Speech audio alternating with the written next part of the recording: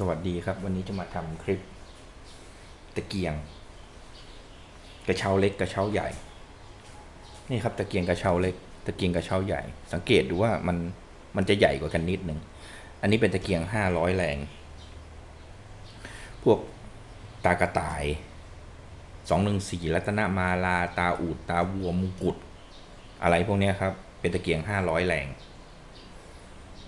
อันนี้เป็นตะเกียง350สแตนดาร์ด5112ไอด้าตากวางเปโตรแมกผีเสื้อ300โซล่าอะไรพวกนี้ครับนี่ครับเขาแยกตะเกียงกระเช้าเล็กกับกระเช้าใหญ่อย่างเงี้ยครับเอาวิธีง่ายๆนะครับไม่ต้องลงลึกในรายละเอียดเพื่อให้เข้าใจง่ายๆเนี่ยครับก็แยกส่วนประกอบก็เดี๋ยวจะแยกให้ดูในคลิปต่อไปอันนี้เป็นการเข้าใจง่ายๆว่าอย่างนี้นะไอตัวเล็กเนี่ยเขาเรียกกระเช้าเล็กแบบนี้ใหญ่กว่าหน่อยนึงเรียกตะเกียงกระเช้าใหญ่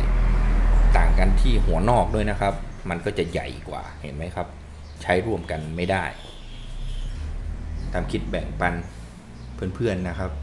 เผื่อจะมีประโยชน์บ้างขอบคุณครับที่ติดตามคลิปจนจบ